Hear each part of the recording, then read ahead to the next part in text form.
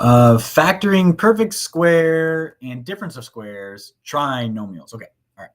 So these ones are also kind of like special cases a little bit, and I just want you to be kind of aware of them. I'm not always the biggest on like teaching these in terms of part of some overarching rule, but let me jump into it. Okay, so like remember this, right? A plus b squared means a plus b times another a plus b, right? And you know that, right? Anything squared just means times it by itself. So I'm going to do a couple of these and I'll let you do the other couple. But like for a, again, if it says x plus 4 squared, that just means an x plus 4 times another x plus 4. And then when you distribute, x times x is x to the second. X times 4 is 4x. Then a 4 times x is 4x. And then a 4 times 4 is 16. That 4x and the 4x combine to 8x. And that would be the simplified expression. So even on D, this would be a 3x minus 5 times another 3x minus 5. 3x times 3x is 9x squared. 3x times a negative 5 would be negative 15x. A negative 5 times 3x would be another negative 15x. And negative 5 times negative 5 is 25. So this would be 9x squared minus 30x plus 25. So this is just the distributive property. It's just the distributive property. And if we're kind of looking, I don't know, if you're just kind of looking at the pattern in terms of the beginning of the problem and the final answer, like this 16 is really just this number squared, right? And I'm trying to build a kind of backwards design. I'm trying to build this sort of relationship down here is what I'm trying to get at. So this last term is really just this term to the second power, right? When we're kind of looking at the final answer. And then this one part's kind of weird, but this middle term is really just it's really just, and it kind of showed here, double this 4 and I guess this coefficient of 1 out in front. So it's really just double the product of this 4 and that first coefficient on the x. And you'll see that here. Like, let me show it. Maybe it's going to be a little more clear with letter D.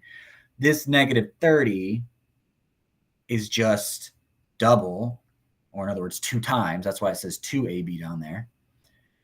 This times this, right? Because 3 times negative 5 is negative 15, times 2 is negative 30.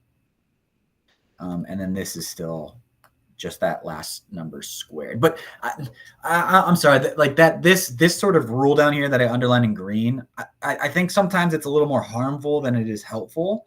And I don't want you to overthink about that, okay? I don't want you to overthink about that as we get to these expressions here. But that is technically the rule. So if you see it anywhere, just know that. So kind of the idea is that when we have this, sometimes we're going to have expressions that are, we call them perfect square trinomials. And you can kind of suspect it when we see like this last number is 36. So I don't really like using that sort of rule all that much. I just think, okay, this is just a factoring with a leading coefficient of 1.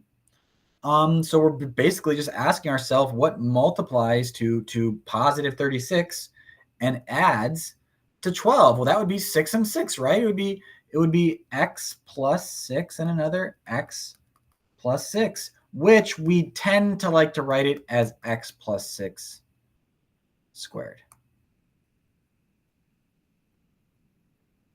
That's really just kind of the takeaway here. And if you want to jump to that x plus 6 squared faster instead of writing it out kind of like I did, then you can do that. So like on B, the numbers are multiplying to negative 25. Now this does not have a leading coefficient of 1, so it's going to be a little bit different here. But this 4x squared, 4 is also a perfect square. So 25 is a perfect square, 4 is a perfect square. So I would suspect that's going to be a 2x and a 2x. And then maybe, since it's got to combine to a negative 20, a negative 5 and a negative 5. And you can distribute to check. But the idea is that we'd then write it as a 2x minus 5 squared. Let me show you C and D. I think my explanations have been a little confusing. It's really just factoring like it has been the last couple of lessons. But just notice that it's going to be a quantity squared. So like here, got 64, and it's got a minus 16 there. Multiplies the negative 64, adds to negative 16. We're going to x minus 8, which we would write as x minus 8 to the second power. On D, I'm kind of looking at this 16 here. That's a perfect square. And heck, even this 9's a perfect square. So my suspicion is that to factor this, 3x, and then 16, 4 times 4, which would be, 3x plus 4 to the second power. That's its factorization. And this isn't really so much of a new concept. It's just recognizing that these are perfect square trinomials, and we can always distribute to check to see if we did it right. So a 3x plus 4 times another 3x plus 4. 3x times 3x is 9x squared. 3x times 4 is 12x. 4 times 3x is another 12x, and 4 times 4 is 16. 12x plus 12x is indeed the 24x in the original problem. So that means we have factored it correctly. So this whole rule up here,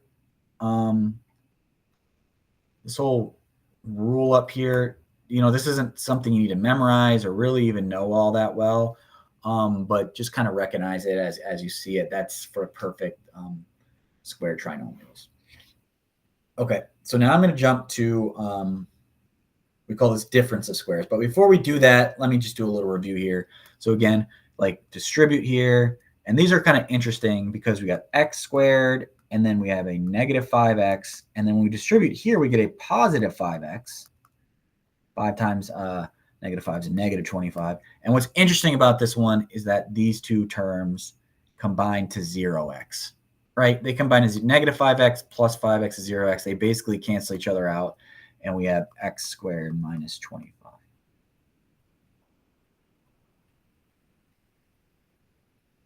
And then on this one, let me show another one. That's 4x squared. That's going to be 18x.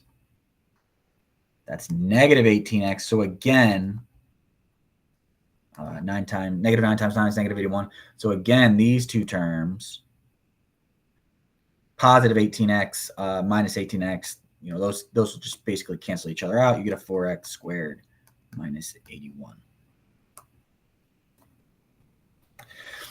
So, like, what you're seeing with each of these examples, that both of these, here and here, they're quite similar, right? It has an x plus 5 and then as an x minus 5.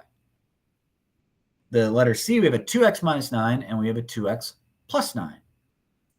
So they have that same first term in both of those binomial expressions, but then the second term is kind of opposite. We have a plus 5 and a minus 5, and then we have a negative 9 and a plus 9.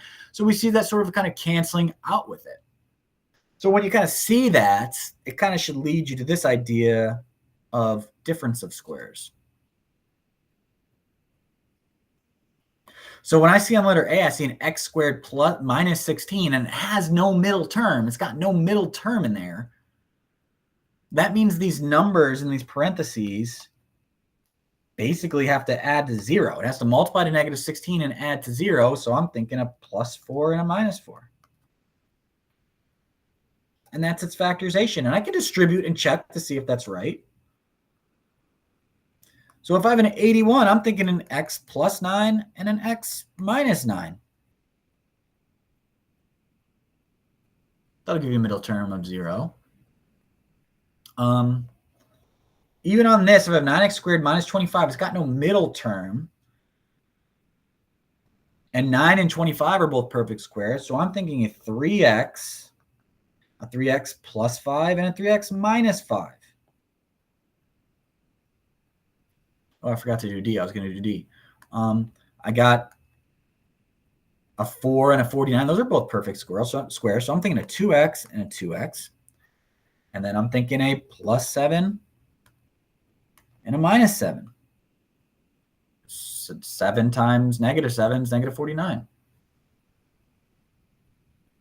And go ahead, distribute just to double check to see if you're right. So for instance, on D, like, let me just do this up here. You don't have to write this. 2x plus 7 times another 2x minus 7. 2x times 2x is 4x squared. 2x times negative 7 is negative 14x. 7 times 2x is positive 14x, which you know will cancel. And then 7 times negative 7 is negative 49. So you get 4x squared minus 49. And there you have it. So I hopefully this doesn't cause any like harm in terms of your understanding of factoring, especially with that first page up. But you know, it's kind of the same sort of idea. Let me show you one more, I guess, G with a couple variables. So again, 16x squared minus 9y squared. I'm thinking if we do a 4x and a 4x, that'll give us our 16x squared. I'm going to do a plus and a minus. To get 9y to the second, I'm going to go positive 3y and negative 3y. That'll get us the expression.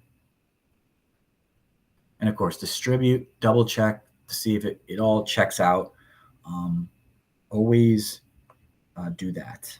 Okay. Yeah. All right.